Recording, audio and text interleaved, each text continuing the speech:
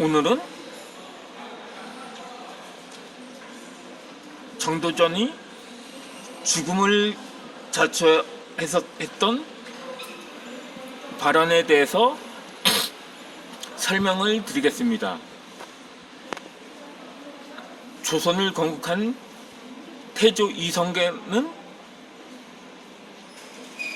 이미 왕위에 올랐을 때는 상당히 나이를 먹은 상황이었습니다. 그러다 보니까 나라를 세운 지 얼마 되지 않아서 후계 구도를 논의하는 자리가 있었습니다. 그때 신하 정도전은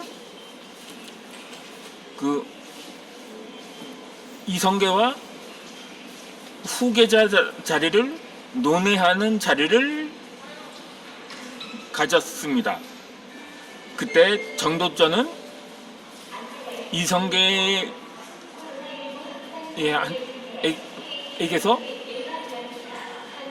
이방원은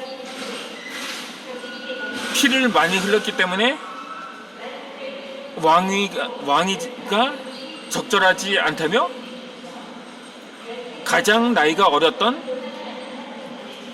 방석을 후계자로 추천을 하게 됩니다. 이에 이방원의 귀에 들어가면서 이북동생 방석은 물론이고 생사고락을 같이 했었던 정도전까지도 죽이게 됩니다. 그런데 이에 대해서 정도전에 대한 평가는 이렇습니다.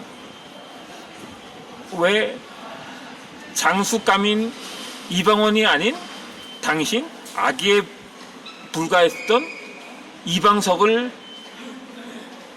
거론해서 결국 자신의 명을 재촉했냐는 하나 같은 평가가 나오기도 합니다. 그런데 정도전이 그와 같은 결단을 내리게 된 계기는 성경에 있었다는 사실을 아는 사람은 많지가 않을 것입니다. 이 정도전의 모친이 정도전을 낳기 몇 년 전에 원나라 공녀로 끌려간 적이 있었습니다. 그런데 그 과정에서 그 정도전의 모친이 그곳을 탈출하게 됩니다. 한창 산길을 헤매던 중에 발을 헛디뎌서 언덕을 아래로 굴렀었는데 얼마 후에 한 정체불명의 사내가 그 여인을 구하게 된 것입니다. 정신을 차린 그 공녀는 이제까지 동족인 고려 사람도 원나라 사람도 아닌 전혀 다른 모습에 다시 한번 놀라게 됩니다. 기존에 보았던 사람들과는 전혀 다른 파란 눈에 노란 머리를 한 건장한 사내였기 때문에 그에게 말을 했지만 전혀 언어조차 통하지 않았던 것입니다. 하지만 그 사내는 유창하게 고려말로 그 여인을 알아듣게 했던 것입니다. 이 설화가 우리나라가 서양인 사람들한테 코리아라고 불리게 된 그 어원은 당시 외국인들한테 고려를 코리아로 발음이 되었기 때문에 그렇게 된 것이라고 합니다. 바로 이 사나이의 정체는 당시 원나라 그런데 당시 원나라는 한창 유럽 대륙을 휩쓸고 있던 시기였던 반면에 당시 로마에서 파견된 마르코 폴로라는 한 사람이 원나라를 누비고 있던 시기와도 맞물렸었던 것입니다. 그러다 보니까 당시 고려인 사람도 이따금씩 목격을 하곤 했었던 거죠. 한창 원나라가 고려 사람들을 공료로 데리고 가던 때였기 때문에. 그런데 그때 그 마르코 폴로는 그 여인에게 책 한 권을 건네줍니다. 지금 우리나라에도 원나라에게 짓밟히고 있다면서 그 책은 바로 성경이었는데 그 일부 내용을 상세하게 설명을 했던 것입니다.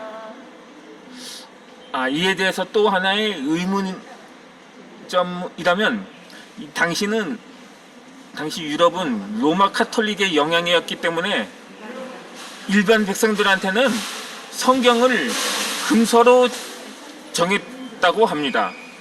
그런데 그 사람이 어떻게 성경을 이방인한테 건넬 수 있었을까 하는 점이었는데, 그렇다고 모든 사람들이 전부 성경을 금기시했던 건 아닙니다. 그것도 신분에 따라서 예외가 있었다고 합니다. 참 웃기는 시대였던 거죠. 마르코 폴로야 당시 로마에서도 어느 정도 명망이 있었던 가문이었는지 항상 성경을 지니고 다녔다고 합니다.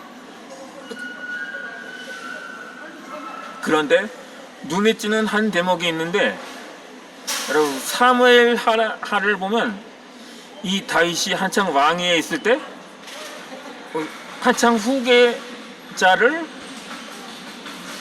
고민했었던 때였고, 그때 그 전에 이 성전을 마련하고 지으려는 계획을 가지고 있었는데, 그때 하나님이 그의 앞에 나타나서 너는 피를 많이 흘렸더니 성전은 네 아들 때에서 허락하겠다는 계시를 주게 되었던 것입니다. 결국 그 성경 내용의 영향으로 그 정도전의 모친이 훗날 정도전이 어렸을 때부터 성경을 접해주고 가르쳤다는 후문이기도 합니다. 그렇다고 정도전은 자라서 그 성경 말씀을 기억하고 그 태조 이성계한테서 비슷한 말을 했었던 것입니다. 그게 좀 약간 좀 다른 점이 있긴 있습니다. 그거 왕이고, 다윗의 경우는 왕을 세우는 게 아니고 그 성전을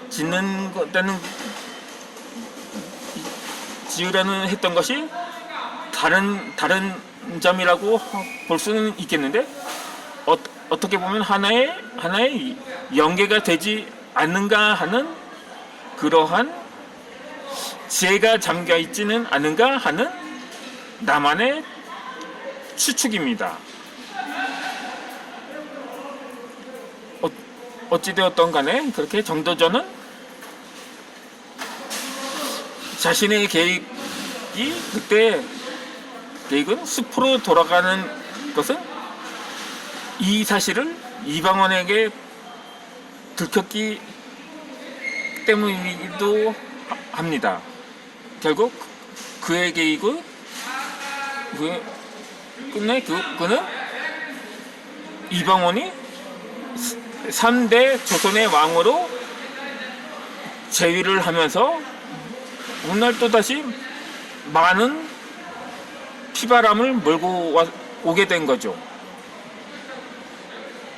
이처럼 조선은 첫 단초부터가 잘못된 나라였던 것입니다.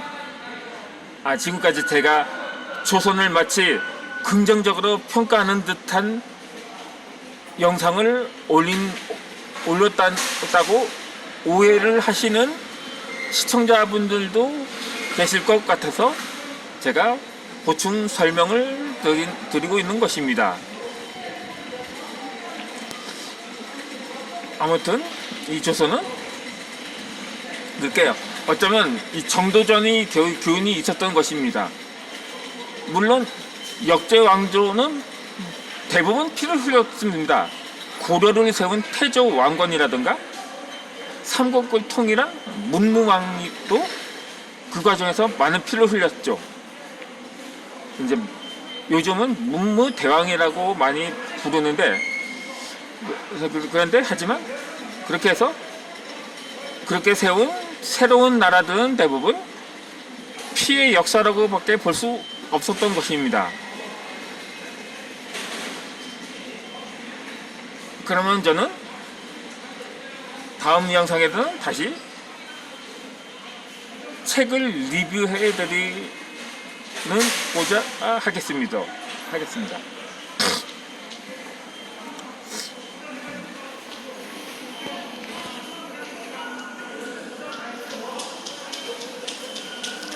여기서 결론은 이제는 더 이상 우리나라에서 전쟁은 없어야 한다는 것입니다.